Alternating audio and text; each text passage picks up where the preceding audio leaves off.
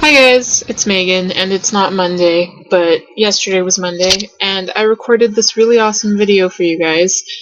But then, guess what? I was a dumbass, and I closed the window on my computer before my video could be fully published. So then I was like, no! So then I went back on, and it was just gone. So then I rage quit.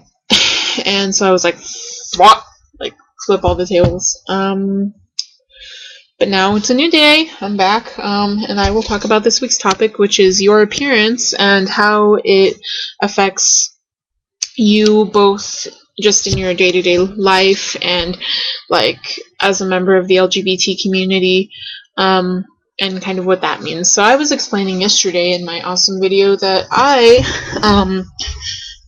don't know. I mean, my appearance is like kind of different, I guess, and I know everyone says that. They're like, oh, I look different, but I think in regards to like pushing gender lines and stuff, that a lot of people, especially depending on how I'm dressed, kind of get confused about my gender because it's my opinion that I have kind of a naturally androgynous, not androgynistic, what the fuck? Androgynous appearance. So like just a few examples. My hair is like crazy colors. It's like red and orange and just wow. It's different. It's like, and then it's like short, and then I don't shave my armpits. So there's that. It's hot. I'm gonna. So you can see the whole video. What else? I have a unibrow, which I don't think you can really see very well in this video, but yeah, I do have a unibrow. And then I'm wearing like green nail polish, and I'm kind of flat-chested, like I'm not really all that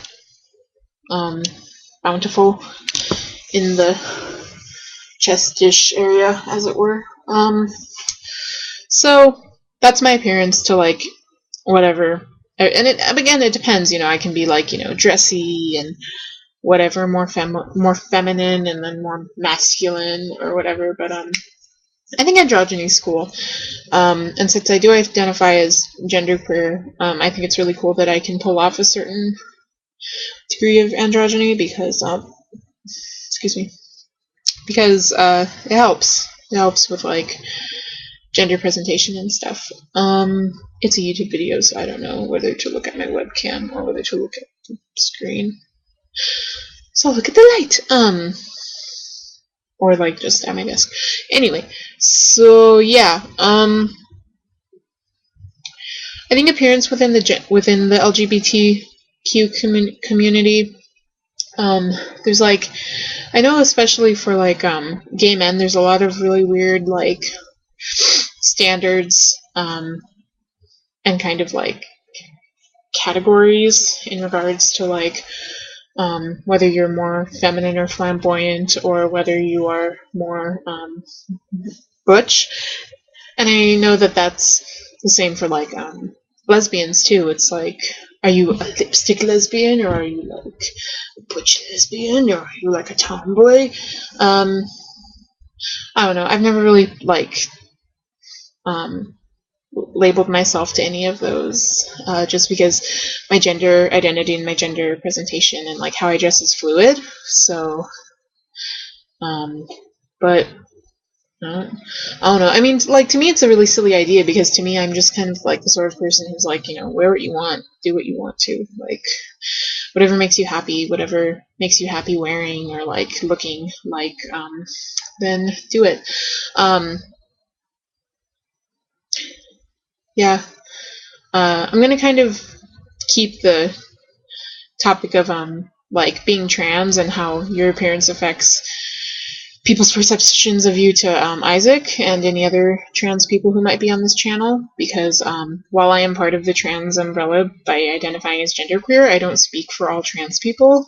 So I'll just keep that for Isaac and everyone else to talk about. But like, it's kind of weird to me because whenever I meet people, they don't usually know that I'm queer, or they usually don't assume. Like, I've talked to people and I'm like, oh yeah, my girlfriend and I, and they're like, oh, you're gay, or like, oh, you're a lesbian, and I'm like, well, yeah. I'm like, I don't know, it's just kind of surprising to me because I usually figure that I look pretty queer, and so I'm like, well, can't people tell? I mean, it's not like a bad thing, for people not to know that I'm queer, but it does kind of get annoying because it's just kind of like, you know, I don't know. I don't even know why I'm so concerned about it, but it's just kind of like, I would like to be viewed as queer because that's how I identify, so it would be nice if I just weren't assumed to be straight, you know? Um, so, uh, let's see. I don't know, I think that's pretty much it.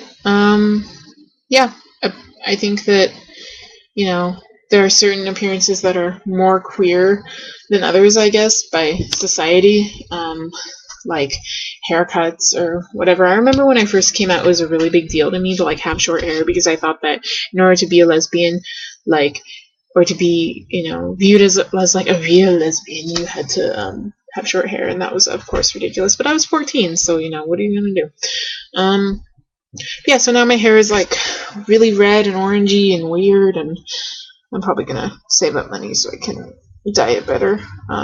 Not better, just like have it more evenly coated throughout my hairs.